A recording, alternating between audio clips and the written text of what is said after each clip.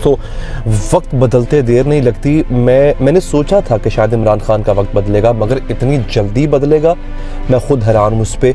वो शख्स जो इमरान खान का दुश्मन था, शुरू दिन से लेके आज तक दुश्मन था, वो आदमी आज इमरान खान की बेगुनाही की गवाही दे रहा है। इतनी बड़ी ब्रेकिंग न्यूज़, मैं हैरान हूँ कि इस खबर को अभी तक उठाया क्यों नहीं किसी ने, अभी तक मेन स्ट्रीम मीडिया पे तूफान क्यों नहीं आ गया। ये वो खबर है जिससे पाकिस्तान की तारीख का धारा बदल देना था। मौलाना फजलुर रहमान ने इतना बड़ा बयान दे दिया। उस बंदे ने अदम एतमाद की जो तहरीक आई थी इमरान खान के खिलाफ, उसकी हकीकत को बीच चौराहे उसकी हंडिया को जाके फोड़ दिया। उस बंदे ने उसके हकीकी किरदार यानी अदम एतमाद की तहरीक लाया कौन था, बज़ाहिर कौन लाया था? शहबाज शरीफ लाया था, पीपल्स पार्टी लाई थी, MQM ने साथ दिया था। लेकिन इसके पसे पर्दा जो किरदार हैं, जिनका नाम लेने से रूहें कांप जाती हैं हमारे मुल्क में, डरते हैं लोग, हम साफ़ ही डरते हैं, जो सच्ची बात है।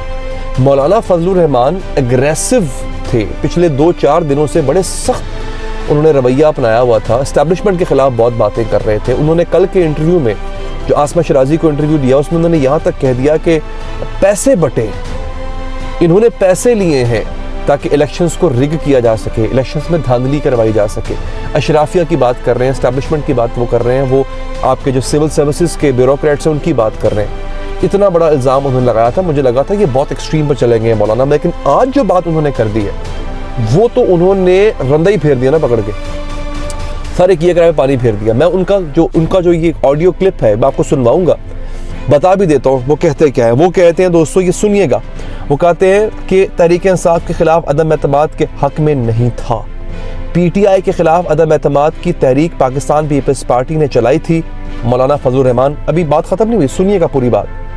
वो कहते हैं अदम एतमाद की तहरीक के हवाले से जनरल फैज और जनरल बाजवा हमारे साथ राब्ते में थे। लेकिन जुमला एक और उन्होंने कहा कि हमें ये यानी नून लीग को और पीपल्स पार्टी को ये अदम एतमाद की तहरीक लाने के लिए जनरल फैज ने कहा था, जनरल बाजवा ने कहा था। मैं सर पकड़ के बैठ गया। इमरान खान ये तो कहता था, इमरान खान ने पहले कहा कि अमेरिका ने ये कब सब कुछ करवाया, बाद में उसने कहा कि मुझे बाद में पता चला कि वो जनरल बाजवा के जिनको मैं अपने साथ मुखलिस समझता था, उन्होंने ये पूरी जो है वो शतरंज की बिसात बिछाई। और अब ये बात मौलाना कह रहे हैं। अगेन एक बात मैं यहाँ पे कह दूं, ये मौलाना का इल्ज़ाम है। सूरत हाल ये है कि क्या इसकी तहकीकात नहीं होनी चाहिए कि क्या वाकई ऐसा हुआ था? और मौलाना ने जो बात की है उसमें वो पीपल्स पार्टी को भी रगड़ रहे हैं, उसमें वो नून लीग को भी रगड़ रहे हैं, ख़ास तौर पर पीपल्स पार्टी को। तो कोई तरदीद या तस्दीक इसकी आनी चाहिए या नहीं आनी चाहिए? अब ये बात यहाँ पे ख़त्म नहीं होती नाज़रीन। मौलाना ये बातें कर क्यों रहे हैं? वो दौर कि 9 मई के बाद ख़ास तौर पर हर शख्स इस्टेब्लिशमेंट से डरा हुआ है, मौलाना खुल के खेल रहे हैं। और वो बयानिया जो इमरान खान ने दिया था उससे भी आगे बढ़ के इमरान खान की हिमायत में वो बयानिया दे रहे हैं जो इमरान खान का था। मौलाना ये सब कुछ क्यों कर रहे हैं? ये हो क्या रहा है? और जो वो कुछ कर रहे हैं उससे वो इस्टेब्लिशमेंट पर तो इल्ज़ाम लगा ही रहे हैं, उस वक्त की इस्टेब्लिशमेंट जो थी, अब की नहीं। साथ में पीपल्स पार्टी को भी रगड़ रहे हैं, साथ में वो नून लीग को भी रगड़ रहे हैं। मैं आपको पहले बता चुका हूँ कि मौलाना नवाज शरीफ से सख्त नाराज़ हैं। इलेक्शन लड़ने के बाद, इलेक्शन के बाद नवाज शरीफ ने बाकायदा मौलाना से कहा कि आप मुझसे मुलाकात करने आए, मैं तैयारा भेजता हूँ। मौलाना ने मना कर दिया। इतनी नाराज़गी क्यों है मौलाना को दोस्तों? अदम एतमाद जनरल बाजवा के कहने पर लाई गई। अच्छा, अगर तो मौलाना की बात मान ली जाए इन केस, क्योंकि अभी मौलाना ने इस बात का सबूत देना है, इसका कोई सबूत फिलहाल उन्होंने नहीं दिया, इल्ज़ाम लगाया। तो अगर उनकी बात मान ली जाए मौलाना की, तो जनरल बाजवा तो समझ में आते हैं कि जनरल बाजवा और इमरान खान के दरमियान एक खलिश आ चुकी हुई थी, वो दोनों एक पेज पर नहीं थे। जनरल फैज की समझ नहीं आ रही मुझे कि मौलाना जनरल फैज पर जो इल्ज़ाम लगा रहे हैं उसके पीछे क्या दलील है। जनरल फैज पर इमरान खान को भरपूर एतमाद था, आखिरी वक्त तक एतमाद था। और जनरल फैज को तो इमरान खान ये भी खबरें कि आर्मी चीफ तक बनवाना चाहते थे, इसलिए वो मुसर भी थे। उन्होंने जनरल बाजवा के साथ जो एक कन्फ्रंट्रेशन कह लें या तनाज़ा मोल लिया, वो आपको याद होगा जब नए ISI चीफ की तैनाती होनी थी और इमरान खान नोटिफिकेशन नहीं निकाल रहे थे और जनरल फैज को उन्होंने रिटेन करके रखा हुआ था, रोक के रखा हुआ था। ये वो मामलात थे, ये वो दिन थे जब आर्मी में, इस्टेब्लिशमेंट में और इमरान खान में खलिश पैदा होना शुरू हो गई थी, फ्रिक्शन आना शुरू हो गई थी। इमरान खान ने अपनी प्रीमियरशिप, अपनी प्राइम मिनिस्टरशिप को दाव पे लगाया जनरल फैज की खातिर।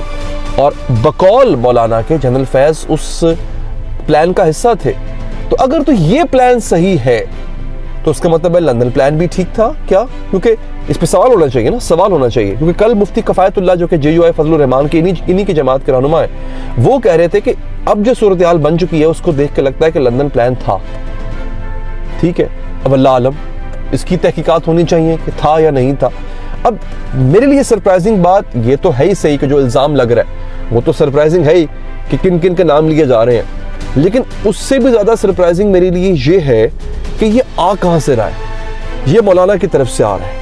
मैं चाहूँगा ये जो ऑडियो क्लिप है मौलाना का, अगर आप सुन लें, उन्होंने नदीम मलिक साहब को इंटरव्यू दिया है, वो आप उसका हिस्सा एक सुन लें, फिर मैं वापस आऊँगा। क्या उस वक्त भी जनरल बाजवा या जनरल फैज़ आपसे राब्ते में? मेरी बात पूरी सुनिए। तो कहते हैं कि फजलुर रहमान ने इमरान खान को बचाया। क्या उस वक्त जनरल बाजवा और जनरल फैज़ आपसे राब्ते में थे? बिल्कुल राब्ते में थे। मौजूदगी में सबको बुलाया गया और सबके सामने उनसे कहा गया कि आपने ये इस तरह करना है। हाँ जी जनाब, ये अब आपने इनकी गुफ्तगू सुन ली मौलाना की, इतनी खुल के बात कर रहे हैं मौलाना, मेरी समझ से बाहर है कि आखिर इसके बाद वो चाहते क्या है, और शायद उनका ये बयानिया मजबूत करेगा उस ताल्लुक़ को जो अब कायम होने जा रहा है तहरीक इंसाफ और जमीयत उलमाए फजलुर रहमान के दरमियान। क्योंकि आपको पता है ना कि एक वक्त जो है वो गया असद कैसर की सरबराही में मौलाना के घर मुलाकात करने, और उसके बाद मौलाना ने ये गुफ्तगू की है, इंटरव्यू दिया नदीम मलिक साहब को। तो शायद इस बात के बाद ये जो बात अब कर दी है मौलाना ने, इतनी बड़ी गवाही दे दी है, मेरा ख्याल है मौलाना अब इमरान खान का एतमाद हासिल करने में कामयाब हो गए। क्योंकि जो मौलाना ने गुफ्तगू की है ये बहुत बड़ी गुफ्तगू है, ये कोई छोटी बात नहीं है जो मौलाना ने कर दी है। नाज़रीन, ये सूरत हाल बन चुकी है दोस्तों। इंशाल्लाह इस पर मैं आपको मजीद अपडेट भी करूंगा। आपको चलते चलते एक अपडेट दे दूं, गुजरात पुलिस की तरफ से एक नोटिफिकेशन जारी किया गया है। सैयद असद मुजफ्फर DPO गुजरात की जानिब से इस वक्त सोशल मीडिया पर सर्कुलेट कर रहा है। आपको याद होगा एक क्लिप था जिसमें कैसरा इलाही जो है, परवेज़ इलाही साहब की जो अहलिया हैं, वो एक पुलिस वाले से बहस रही थी और कह रही थी कि तुम हमें यहाँ से जाने से नहीं रोक सकते और तुम्हारी कही हुई बात कोई हदीस है क्या? तो उस पुलिस वाले ने कहा था कि हाँ हदीस है।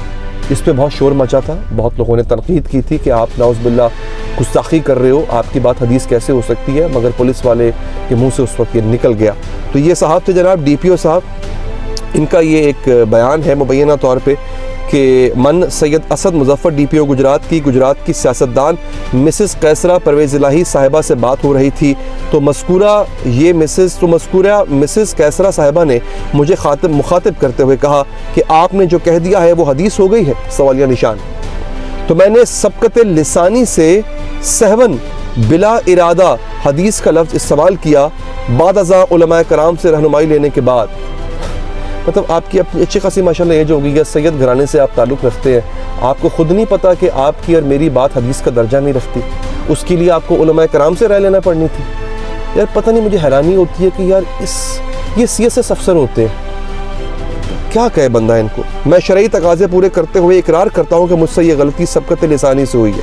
चलें ये बात ठीक है जी, सबकत लिसानी से हुई है, मैं इस गलती पर सख्त नादिम हूँ। मैं अल्लाह ताला और रसूल अकरम सल्लल्लाहु अलैहि वसल्लम से और तमाम मुसलमानों से माज़रत ख़्वाह हूँ और अहद करता हूँ कि आइंदा कभी ऐसी गलती नहीं करूँगा।